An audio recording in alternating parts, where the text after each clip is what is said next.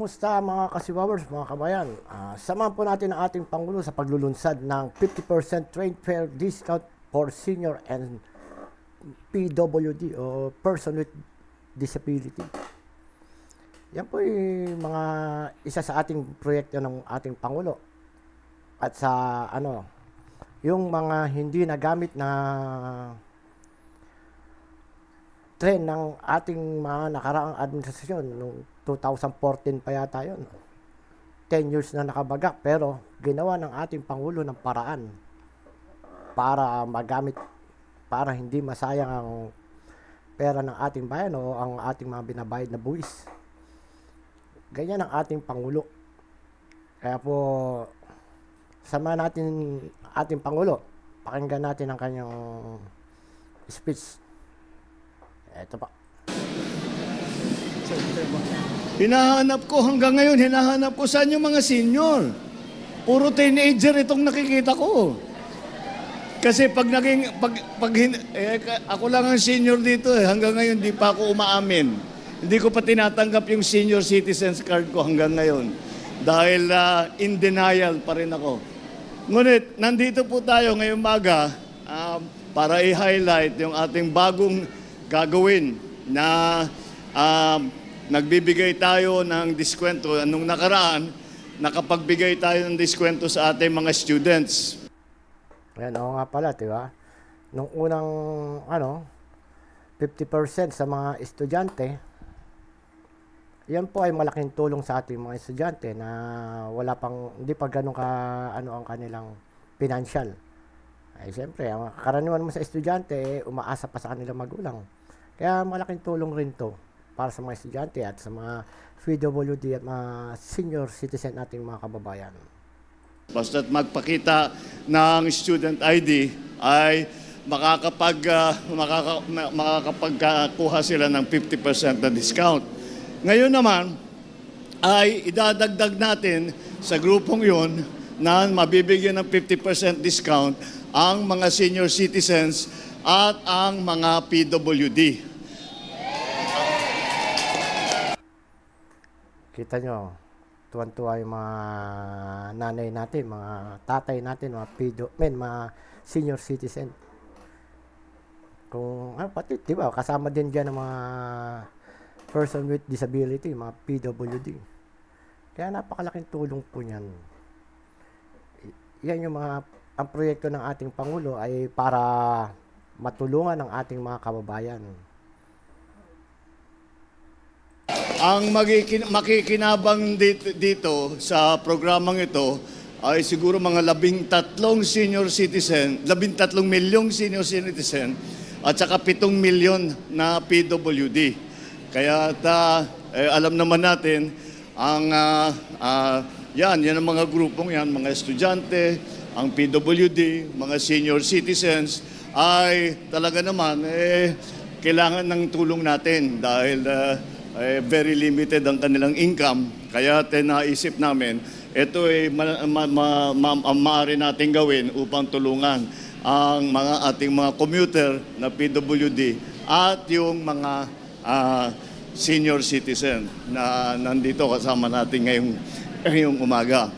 Meron din po akong bagong announcement. Kung maaalala ninyo, noong 2014, nakabili po tayo ng...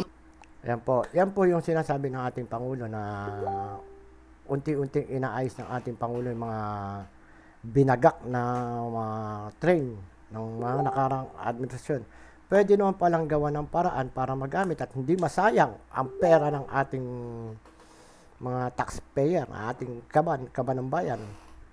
Para hindi masayang, para hindi tayo bili ng bili. Ayan, papaliwanag po ng ating Pangulo kung ano ang kanyang ginawa para hindi masayang ating pera. Ang mga trend galing sa China, ang tawag yung mga Dalian train. Dahil, ito na ba yun? Ito na pala. Nakabili. Ayan po yung nakabagak ng 10 taon. 10 taon na nakabagak ang train na yan. Nagginawa ng paraan ng ating Pangulo para magamit natin na hindi masayang ang pera ng mga taxpayer. na sinayang ng mga nakaraang administrasyon.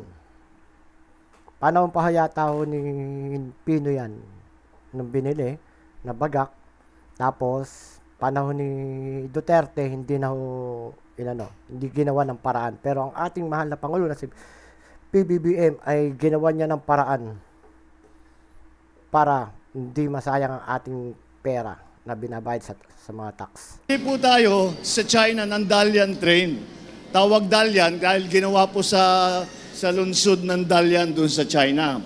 Yun lamang, nung in-inspection, hindi daw kaya na paandarin at patakbuhin at gamitin itong mga tren na ito, itong mga karwahe na ito. How many did we get? How many cars? 48 cars. Nakabili tayo ng 48 na karwahe para sa tren. Ayan. 48 train na sinayang. Kung iisipin po natin, magkano isa niyan? Milyon-milyon ang halaga niyan. Sinayang lang nila ng isang dekada.